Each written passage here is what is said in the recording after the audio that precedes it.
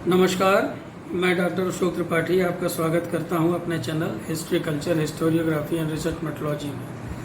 मित्रों, आधुनिक भारत की श्रृंखला में आज हम चर्चा करेंगे लॉर्ड कॉर्नवालिस के सुधारों के ऊपर। लॉर्ड कॉर्नवालिस अपने सुधारों के लिए काफ़ी प्रसिद्ध है। इसके पहले हमने पिछले वीडियो में चर्चा की थी वारेन हेस्टिंग्स के सुधारों के ऊपर। वारेन हेस्टिंग्स ने 1785 ईस्वी में अपना त्यागपत्र दे दिया और त्यागपत्र दे करके वो इंग्लैंड वापस चला गया। उसके बाद 1786 ईस्वी में लॉर्ड कॉर्नवालिस गवर्नर जनरल बन करके भारत आया और भारत आने के बाद उसने सुधारों की एक श्रृंखला प्रारंभ की। लॉर्ड कॉर्नवालिस 1786 ईस्वी से 1793 ईस्वी तक गवर्नर जनरल रहा। इस बीच में उसने बहुत सारे काम किए, जैसे उसने कुछ प्रशासनिक सुधार किए। प्रशासनिक सुधारों के अलावा उसने व्यापारिक सुधार किए, उसने न्याय व्यवस्था में सुधार किए और साथ ही साथ उसका जो सबसे प्रमुख सुधार था वो स्थायी बंदोबस्त था या परमानेंट सेटलमेंट जिसे हम कहते हैं। तो परमानेंट सेटलमेंट पे मैंने पहले ही एक वीडियो डाल रखी है, वो आप प्लेलिस्ट खोल करके उसको आप देख लीजिएगा। तो मित्रों, आइए हम चर्चा करते हैं लॉर्ड कॉर्नवालिस के प्रशासनिक सुधारों के विषय में। लॉर्ड कॉर्नवालिस ने अनेक प्रशासनिक सुधार किए। सबसे पहले आपको ये बताना चाहूँगा कि कॉर्नवालिस की ये धारणा थी कि ब्रिटिश शासन के सिद्धांतों को अपनाने से कंपनी के शासन का सारा जो ढांचा है वो सुधर सकता है। यानी कि दूसरे शब्दों में ये कहें तो वो अपने विचारों में पूरा साम्राज्यवादी था, पक्का साम्राज्यवादी था और अपने देश ब्रिटेन की व्यवस्था को वो अपने उपनिवेशों में भी लागू करके ब्रिटिश प्रणाली के महत्व को सिद्ध करना चाहता था। तो मित्रों, अब आप देख सकते हैं कि भारत में ईस्ट इंडिया कंपनी ने धीरे धीरे अपना प्रभाव जमाना शुरू कर दिया था और ईस्ट इंडिया कंपनी के प्रभाव को बढ़ाना उसने अपना प्रथम दायित्व समझा। कॉर्नवालिस के समय से ही यह परंपरा चल पड़ी कि चाहे जैसे भी हो, भारतीय प्रणाली की तुलना में जो ब्रिटिश शासन प्रणाली थी उसको श्रेष्ठ बताया जाए, उसको श्रेष्ठ सिद्ध किया जाए। कॉर्नवालिस ने यह नियम बना दिया कि कंपनी के सभी उच्च पदों पर केवल यूरोपीय मूल के व्यक्तियों को ही नियुक्त किया जाएगा। किसी देश के लोगों को उनके देश की शासन व्यवस्था से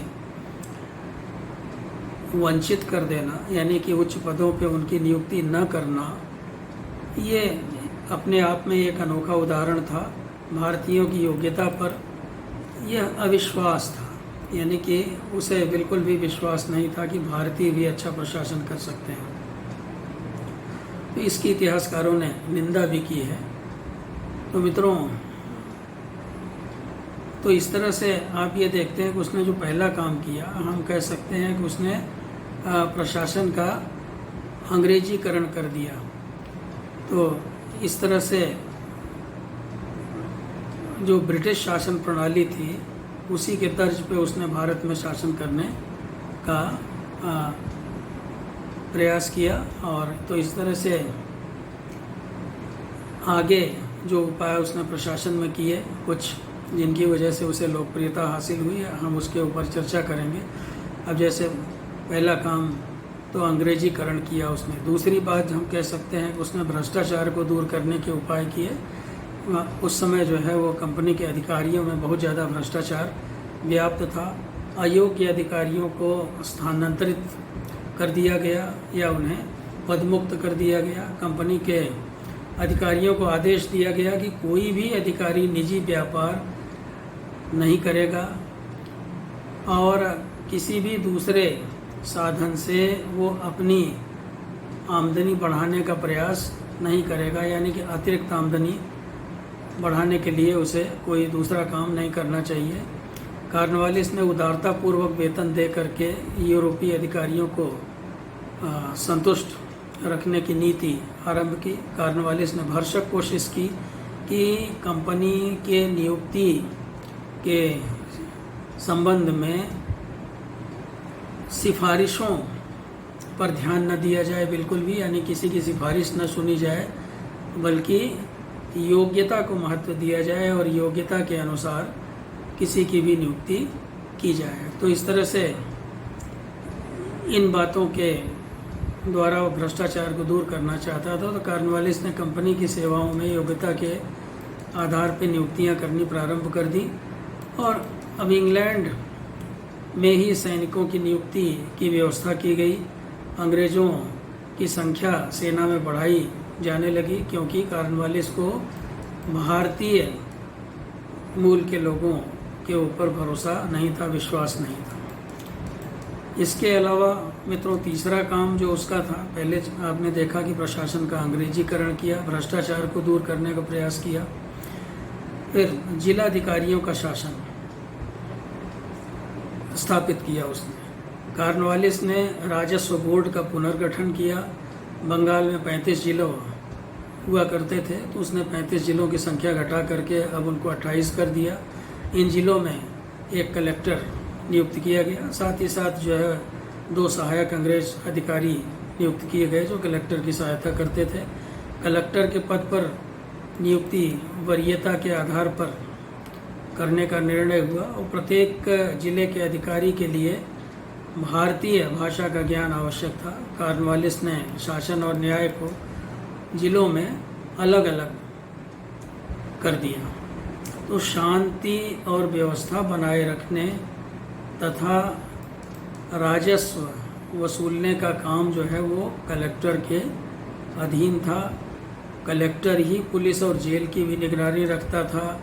डाकुओं का दमन करना, यातायात के साधनों की देखभाल करना, सड़कों को सुरक्षित रखना, नशीली वस्तुओं के विक्रय के लिए जो है नियम बनाना इत्यादि, ये सब जो है वो जिले के प्रशासन की जिम्मेदारी थी जो कि कलेक्टर निभाता था।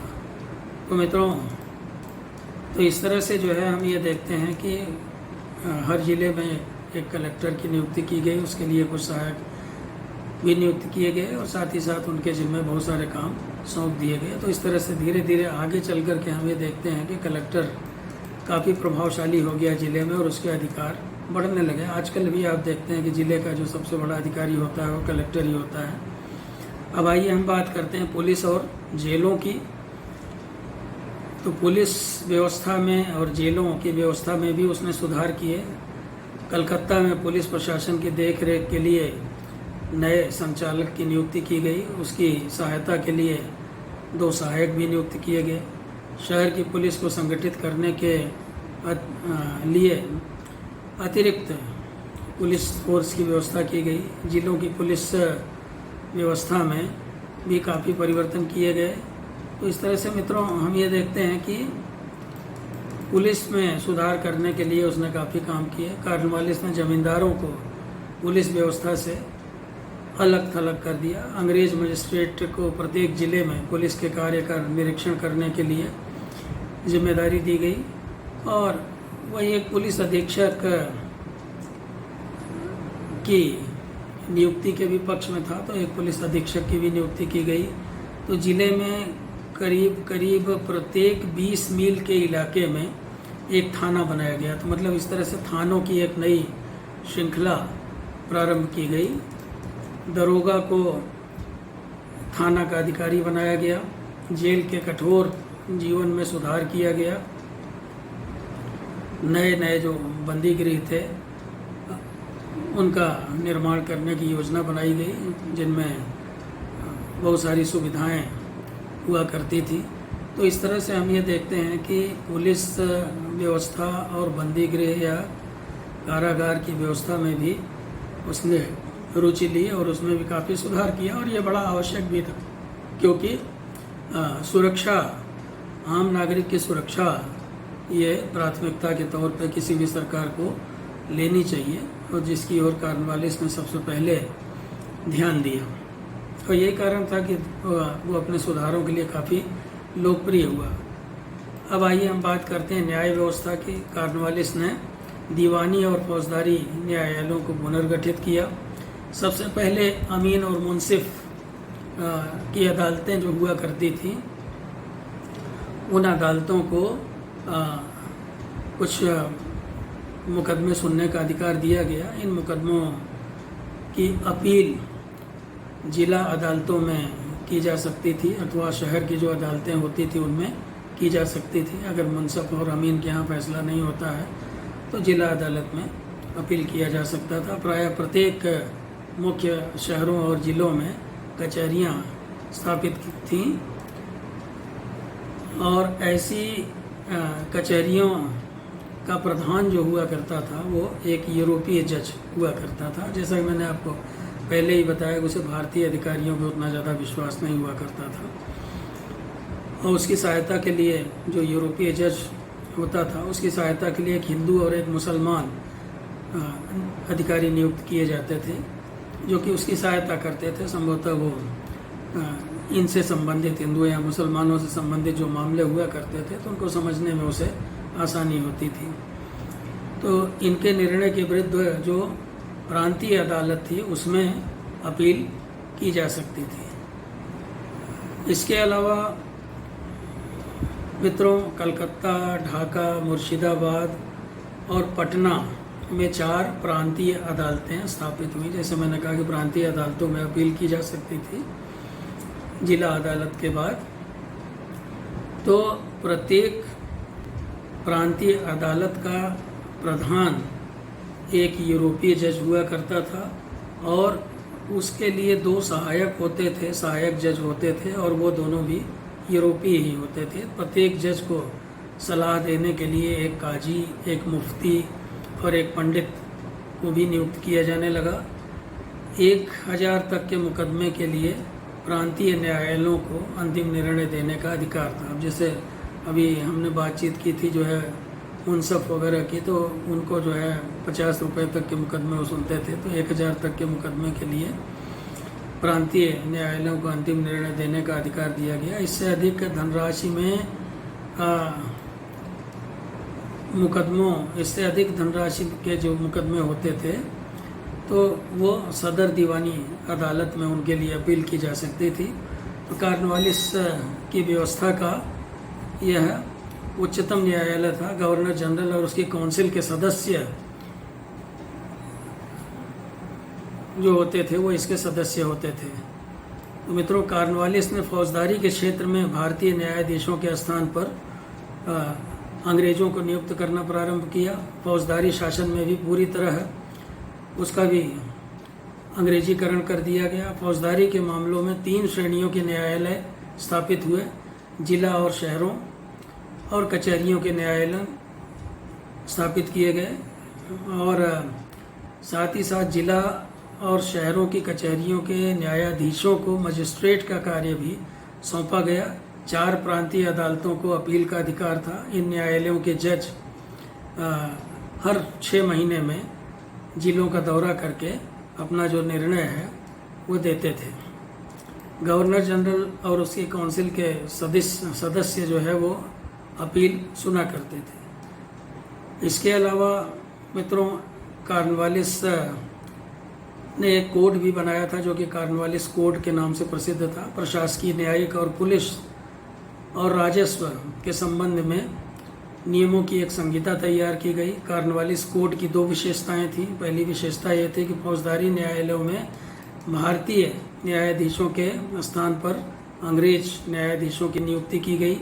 दूसरी विशेषता ये थी कि राजस्व प्रशासन और न्याय व्यवस्थाओं को अलग कर दिया गया। तो इस तरह से राजस्व और न्याय के लिए अलग अलग व्यवस्था करके जिला प्रशासन को एक नई दिशा दी गई और कलेक्टर को केवल राजस्व के निर्धारण और उसकी वसूली का कार्य सौंपा गया और न्याय तथा मजिस्ट्रेट के कार्य उससे लेकर के दूसरों को सौंप दिए गए। तो कॉर्नवालिस कोड के द्वारा पहली बार नियमों को प्राथमिकता की घोषणा की गई। प्रशासक के कार्यों से असंतुष्ट होने पर किसी को भी न्यायालयों में अपील करने का अधिकार था और पश्चिम में प्रचलित शक्ति के पृथक्करण के सिद्धांत को बंगाल में भी लागू किया गया। किसी व्यक्ति के अपराध के विषय में गवाही देने वाले के लिए पूर्ववत प्रचलित धर्म के आधार को हटा दिया गया। हाथ पैर काटने की सज़ा को समाप्त कर दिया गया और अन्य तरह के जो कारावास वगैरह देने की नीति अपनाई गई।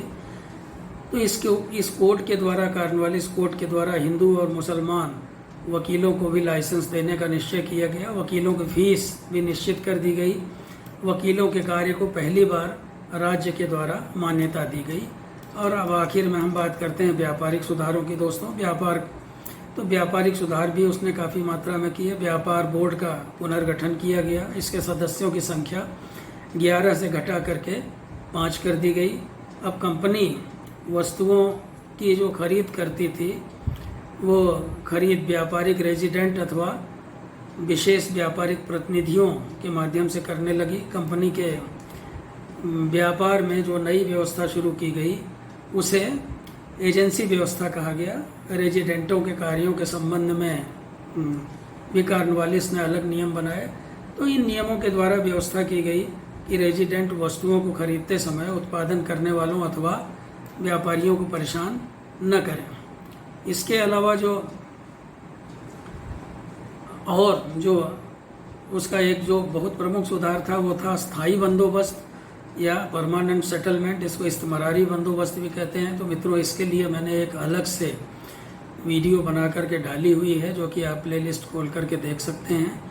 तो इस तरह से हमने संक्षेप में लॉर्ड कॉर्नवालिस के सुधारों की बातचीत की कि किस तरह से उसने प्रशासनिक सुधार किया, प्रशासन का अंग्रेजीकरण किया, यूरोपियन अधिकारियों को ज़्यादा महत्व दिया, उसने पुलिस व्यवस्था में सुधार किया, जेल व्यवस्था में सुधार किया, न्याय व्यवस्था में सुधार किया, व्यापार में सुधार किया, राजस्व इत्यादि में सुधार किया। तो ये वीडियो अगर आपको पसंद आई हो तो आप मेरे चैनल को लाइक करें, सब्सक्राइब करें और कमेंट बॉक्स में अपना कमेंट अवश्य लिखें। बहुत बहुत धन्यवाद। नमस्कार।